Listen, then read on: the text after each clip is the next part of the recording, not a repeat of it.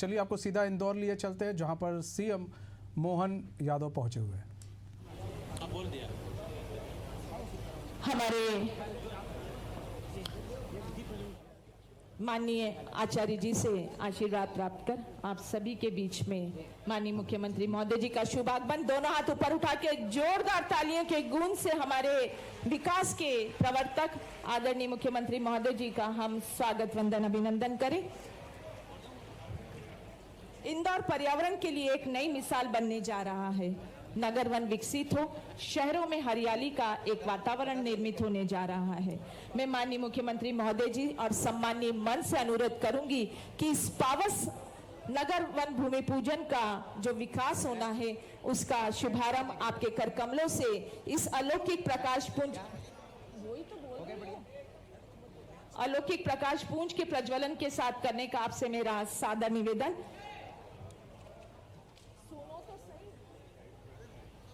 देख लिया आपने बेटा, मेरा निवेदन दीप प्रज्वलन के लिए माननीय मुख्यमंत्री महोदय जी और सम्माननीय मंच से हमारी सनातन परंपरा, हमारी सांस्कृतिक धरोहर, किसी भी शुभ काम का शुभारंभ हम इस प्रकाश पुंज के प्रज्वलन के साथ करते हैं, क्योंकि ये प्रकाश पुंज प्रस्फुटित होकर निश्चित तौर पर जिस उद्देश्य, जिस संकल्प, जिस प्रकल्प के साथ हमारा आज का यह आयोजन है उसे अपने सुनहरी उजियारे की रोशनी से सराबोर करेगा। इस भाव के साथ हमारे माननीय मुख्यमंत्री महोदय जी द्वारा और सम्मानीय मंच द्वारा यह अलौकिक प्रकाश पुंज का प्रज्वलन किया जा रहा है।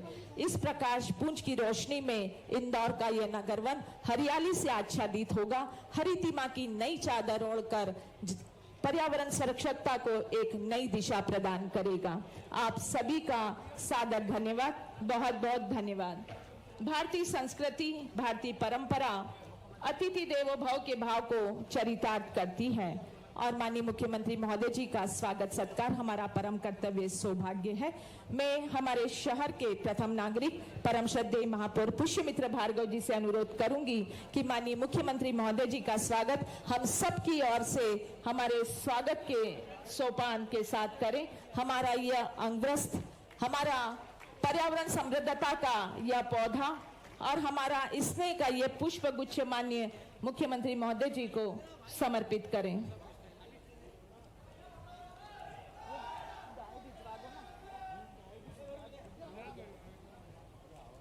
और मैं स्वागत के क्रम में अनुरोध करूंगी आदरणीय पुरुषोत्तम पसारी जी, जो Devi Ahilya new cloth market association के अध्यक्ष हैं, और आदरणीय हंसराज जी से कि माननीय मुख्यमंत्री महोदय जी का आप दोनों मिलकर स्वागत करें।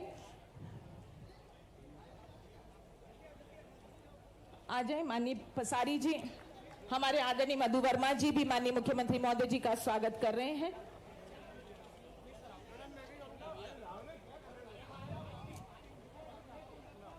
मैं आदरणीय पुरुषोत्तम पसारी जी और आदरणीय हंसराज जैन जी से अनुरोध करूंगी कि संस्था की ओर से यह स्मृति चिन्ह भेंट कर और पुष्प गुच्छ समर्पित कर माननीय मुख्यमंत्री महोदय जी का स्वागत करें। आप जोरदार तालियों से स्वागत के भाव समर्पित करें।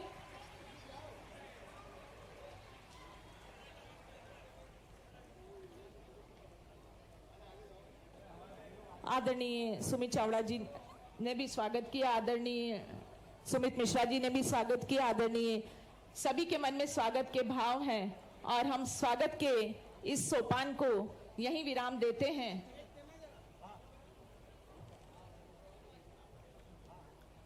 स्वागत के भाव सबके मन में उठते हैं जब हमारे नेतृत्वकर्ता हमारे साथ होते हैं।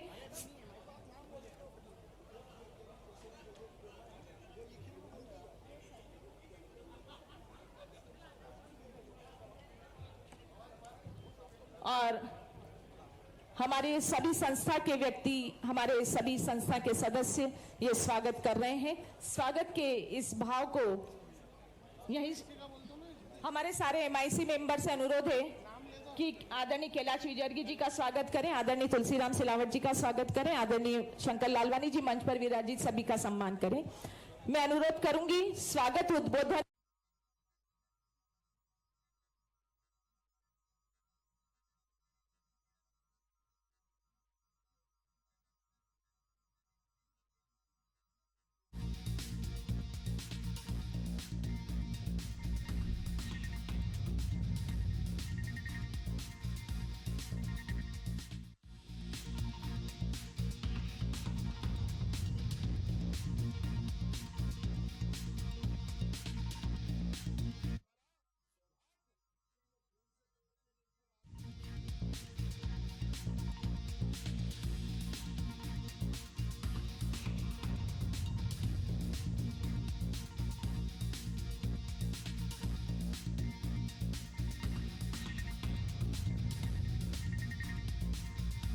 तो इंदौर पहुंचे हुए हैं सीएम डॉक्टर मोहन यादव।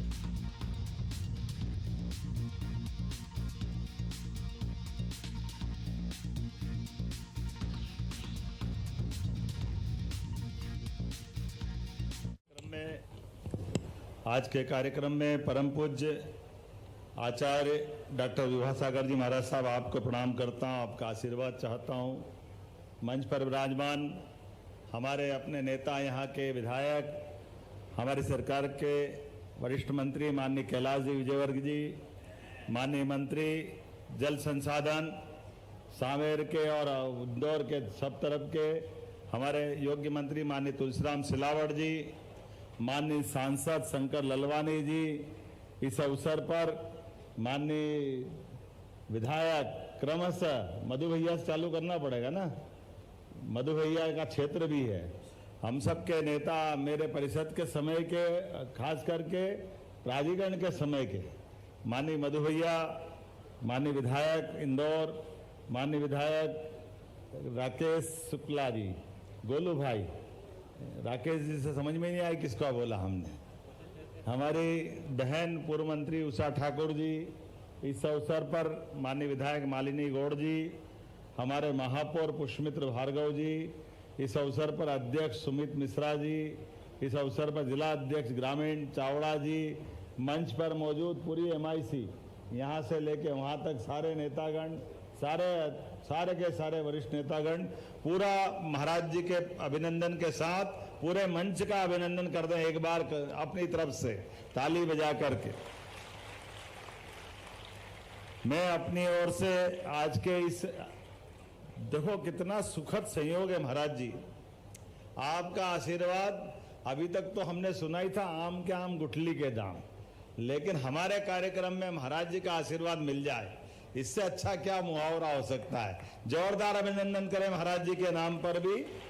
और महाराज जी ने, यद्यपि ये बात सही है कि हमारे बीच में जैसे ये प्रकृति की परमात्मा की देन है, ये हमारे पंच तत्वों से बना शरीर, इस पंच तत्वों से बने शरीर में परमात्मा ने वो सब कुछ दिया जिसके माध्यम से हम परमात्मा के ऋण को कभी जीवन में उतार नहीं सकते हैं। लेकिन ये और भारत की संस्कृति उससे कई कदम आगे, उसमें एक बड़ी भूमिका इस देश को, इस सनातन संस्कृति को बचाए रखने में अगर किसी की भूमिका है, वो हमारे संतों की भूमिका है। वास्तव में वो अद्भुत हमारी संस्कृति है।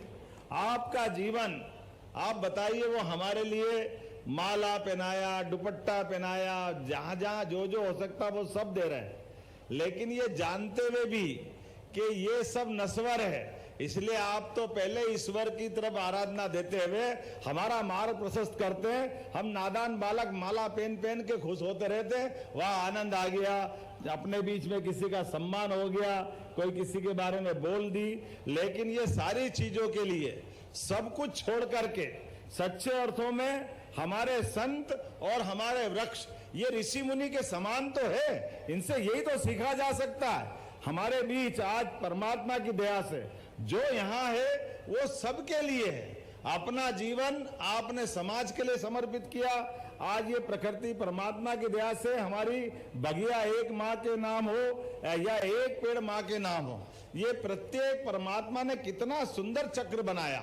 इस चक्र को अगर कोई समझ के देखे तो ध्यान में आएगा कैसी कैसी कल्पना है। अपन किसी से, अभी मैं आपसे पूछता हूं मंच से भी ऐसे सहजता के साथ कि गुब्बारा हमने सब देखा, लेकिन गुब्बारे के ऊपर एक आवरण है और अंदर हवा है, लेकिन ये पृथ्वी माता भी तो गुब्बारा ही है, जिसके अंदर गुब्बारा अंदर हवा ऊपर है।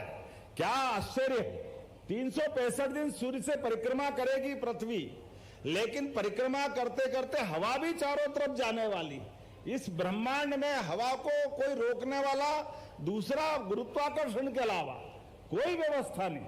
लेकिन मजा ले कि हमारी अपनी ये जो जीवन देने वाली हमारी वायु है वो बिखर जाए।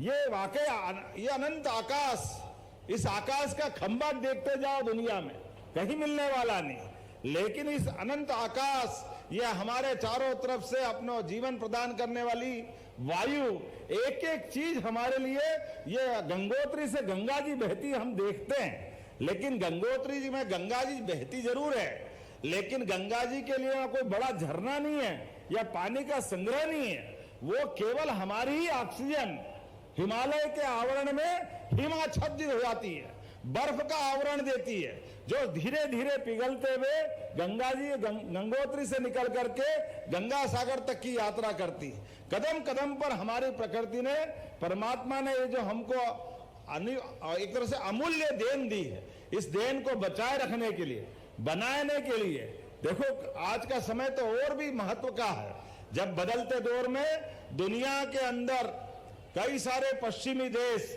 जो बताते हैं कि देखो हम जीवन जीने की कला बता रहे हैं, हमने रिसर्च करते हुए ये कार्बन की समस्या की तरफ ध्यान आकर्षित किया है, ये ऑक्सीजन के घटते हुए उसके अपने भंडार की तरफ ध्यान आकर्षित किया।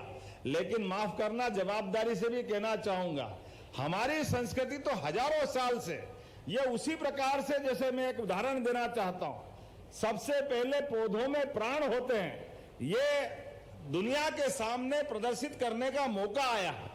इंग्लैंड की रॉयल सोसाइटी में सारे वैज्ञानिकों के बीच जब जगदीश चंद्र बसु ने एक पौधों को सामने ला करके उस पौधे की अपनी प्रक्रिया बताते हुए कि पौधा पहले जीवित बताया और उसके बाद उनकी अपनी व्यवस्था के बलबूते पर पौधा एक दवाई से मुरझाता है, थोड़ी देर बाद जब तक जगदीश चंद्र बसु का भाषण होता है, लोग ध्यान से देखते हैं कि ये पौधे में प्राण होते, इसको सिद्ध करके दिखाने वाले कोई व्यक्ति है तो वो जगदीश चंद्र बसु है।